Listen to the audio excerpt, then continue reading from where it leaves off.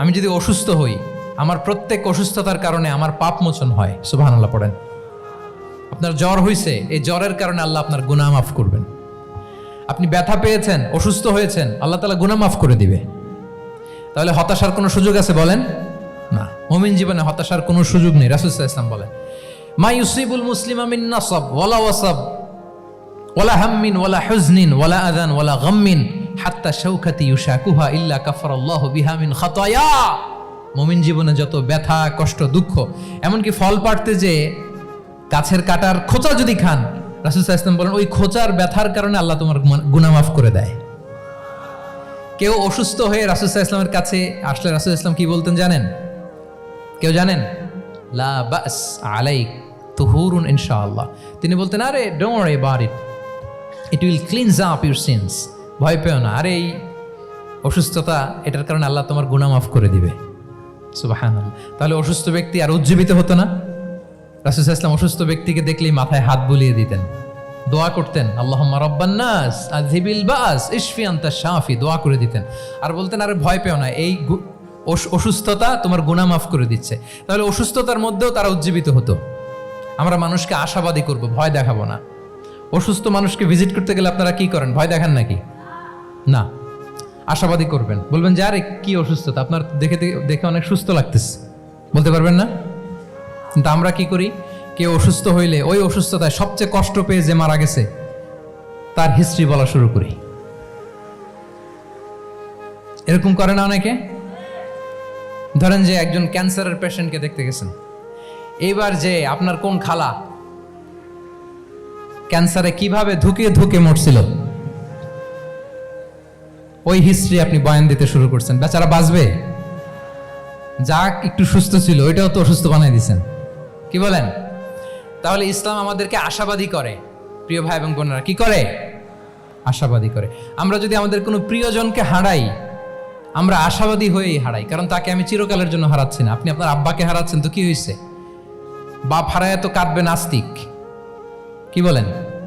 নাস্তিকদের তো মরার পরে নাকি আর কিছু নাই। হ্যাঁ, দেখবেন আপনাদের সামনে সামনে অনেক কিছু বলে যে কিছু নাই, যা দেখি না বিশ্বাস করি না। একা একা যখন মৃত্যুর পরে কি হবে চিন্তা করে ওর দম বন্ধ হয়ে আসে। ইসলাম মানুষকে আশাবাদী করে। দেখেন আমরা কত দূর দেখি, কত দূর ভাবি। আমার দাদা মারা গেছে, এটা আমার কোনো টেনশনেরই কারণ না, কারণ আমি সবসময় ভাবি আমার দাদাকে আমি ওপারে যেয়ে পাবো, আমার আব্বাকে আমি হারিয়েছি তো ওপারে পাবো, আমার বন্ধুকে আমি হারিয়েছি, কাছের বন্ধুটা যে আমার জন্য খুব ইন্সপিরেশন ছিল, সাময়িক বিচ্ছেদ এটা আমাদের জন্য, কারণ আমরা ওই জগতে বিশ্বাস করি। আল্লাহু আকবার। তাহলে হতাশা আমাদের ডিকশনারিতে আজকে থেকে রাখা যাবে। ইসলামিক লাইফস্টাইল যদি মেনটেন করতে চান, you have to be optimistic. Clear কথাটা? আচ্ছা, এরপরে গ্রেটফুলনেস, 6 নাম্বার। গ্রেটফুলনেস, আপনাকে কৃতজ্ঞ হইতে হবে, শুকরগুজার হইতে হবে। আমরা অনেকে কমপ্লেইন করি খুব বেশি, না এটা ভুল। সম্মানিত সুধী মণ্ডলী, be grateful with what you have. যা আছে এটা নিয়ে শুকরগুজার হন, আপনার জীবনটাকে আল্লাহ সুন্দর করবে। তাহলে কমপ্লেইন করব না, আমরা শুকরগুজার হব। রাসূল সাল্লাল্লাহু আলাইহি ওয়াসাল্লাম বলেছেন, তোমার চেয়ে যে খারাপ অবস্থানে আছে তার দিকে তাকাও, যে ভালো আছে তার দিকে তাকিও না। হ্যাঁ, যে ভালো আছে তার মতো আপনি হওয়ার চেষ্টা করবেন। আপনার গোল থাকবে। I am not talking about the goals and plans, your plan and goal should be bigger and bigger. But আপনি ও খুব ধনী, ও খুব ভালো আছে, এটা দেখে কষ্ট পাবেন না, কারণ আপনি খেয়াল করেন যে আপনার যে অনেক খারাপ অবস্থানে আছে অনেকে, ওর দিকে তাকালে দেখবেন যে আপনার আর খারাপ লাগতেছে না। শেখ সাদি রাহিমাহুল্লাহ, বিখ্যাত কবি, নাম শুনেছেন না? ওনার একবার পায়ে দেওয়ার মতো জুতা ছিল না। কি ছিল না? সবাই বলুন, কি ছিল না? জুতা। তো উনি একবার রাস্তা দিয়ে হাঁটতেছেন, হঠাৎ দেখেন এক লোকের 2টা পাই নেই। কি নাই? শুকরগুজার হলেন, চিৎকার করে বললেন আলহামদুলিল্লাহ, যে আল্লাহ অনেক ভালো আছি, আমার জুতা নাই এজন্য মন খারাপ, ওর তো পাই নাই। হ্যাঁ, এজন্য বেঁচে যে আছি এজন্যই আলহামদুলিল্লাহ। লা ইন শাকারতুম লা আযীদান্নাকুম ওয়া লা ইন কাফারতুম ইন্না আযাবি লাশাদীদ। আল্লাহ বলেন, যদি শুকরিয়া করো, শুকরগুজার হও, আমি আল্লাহ নিয়ামত বাড়িয়ে দেব। যদি নাশুকরি করো, জেনে রাখো আমার শাস্তি কঠিন। তাহলে বেঁচে যে আছি এজন্যই কি পড়া উচিত? জাহাঙ্গীরনগর বিশ্ববিদ্যালয় আওয়াজ করেন, বেঁচে যে আছি এজন্য কি পড়বো? আপনি যে অবস্থানে থেকে খুশি না, ভাল লাগে না আপনার, যে হায় রে আমি তো লুজার, আমার কিচ্ছু নাই, আপনার এই অবস্থানে পৌঁছাটা অনেকের জন্য স্বপ্ন। মানে যেটা পেয়ে আপনি হ্যাপি না, অতটুকু হইতে পারাটা অনেকের কি স্বপ্ন। আপনাকে যদি জিজ্ঞেস করি ভাই কি চান, কি লাগবে বলেন, কি চান, তা আপনি বলবেন যে শেখ আমি ধনী হইতে চাই, আমার একটা ব্রাইট ক্যারিয়ার চাই, আমি টাকা চাই, আমি খ্যাতি চাই, আমি ক্ষমতা চাই, এটা চাই। কত যে চাওয়ার ফিরিস্তি আমাদের। আপনি একটু একটা ক্যান্সার হসপিটালে জানতো, ক্যান্সারের 3rd স্টেজে চলে আসছে, ধুকে ধুকে লাস্ট স্টেজে চলে আসছে। আপনার তো অনেক কিছু চাই, আপনি ওকে একটু জিজ্ঞেস করেন যে ভাই আপনি কি চান। ও টাকা চায় না? ক্যান্সারের রোগী টাকা চাবে, খ্যাতি চাবে, ব্রাইট ক্যারিয়ার চায়। সে কি চায় বলেন তো একটু? সে একটু বাঁচতে চায়। যে ভাই তুমি কি চাও, বলবে আমি কিছু চাই না, একটু বাঁচতে চাই। বার্ন ইউনিটে যদি কখনো যাওয়ার সুযোগ হয়, দেখবেন যে চিৎকার করে তারা, এত কষ্ট, এই দহনের কারণে এত কষ্ট, তারা চিৎকার করতে থাকে হসপিটালকে কাঁপিয়ে। আপনি ওকে একটু জিজ্ঞেস করবেন ভাই কি চাও, বলেন তোর চাওয়াটা কি? ও শুধু বাঁচতে চায়, কিন্তু ওই বেঁচে থাকা নিয়ে তো আমাদের কোনো ফিলিংসই নাই। আমরা যে বেঁচে আছি এটা যে শুকরগুজার হওয়ার অনেক বড় একটা কারণ, আমরা এরকম করে ভাবিই না। এজন্য সুপ্রিয় সুধী মণ্ডলী, আমরা যে বেঁচে আছি এজন্য আলহামদুলিল্লাহ। শুধু বেঁচে থাকার কারণে আমরা কি পড়ব? তাহলে গ্রেটফুলনেস। আপনি যদি ইসলামিক লাইফস্টাইলে নিজেকে অভ্যস্ত করতে চান, আপনার যেমনি অপটিমিস্টিক হইতে হবে, অ্যাট দ্য সেম টাইম আপনাকে কি হইতে হবে? গ্রেটফুল হইতে হবে। 7 নম্বরে তাওয়াক্কুল।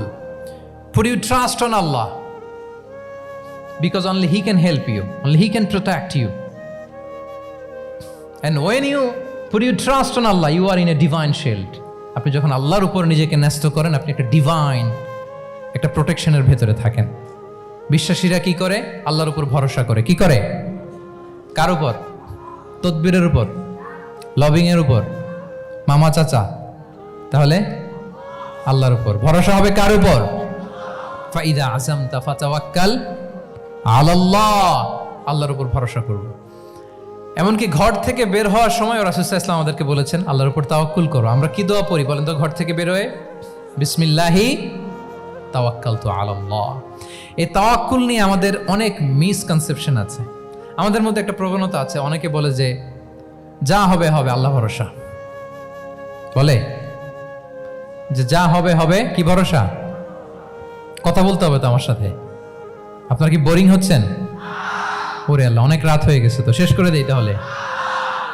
আর কয়েক মিনিটের মধ্যে শেষ করবো ইনশাআল্লাহ। তাহলে অনেকের মধ্যে একটা প্রবণতা আছে, তারা বলে যে যা হয়েছে হয়েছে, কি ভরসা?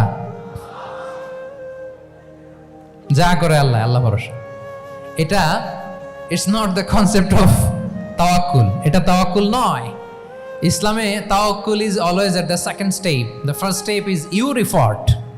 প্রথমে আপনি চেষ্টা করবেন, এরপরে আপনি আল্লাহর উপর তাওয়াক্কুল করুন। কিছু না করে যদি বলেন আমি আল্লাহ ভরসা, এটা আল্লাহ ভরসা হয়েছে? এটা আপনার মন গড়া একটা কথা হয়েছে, কিন্তু এটা তাওয়াক্কুল হয়? আমাদের অনেকে অলসতা, অকর্মণ্যতা, অপারগতা, হীনমন্যতা এগুলোর তাওয়াক্কুল বানায় ফেলাইছে।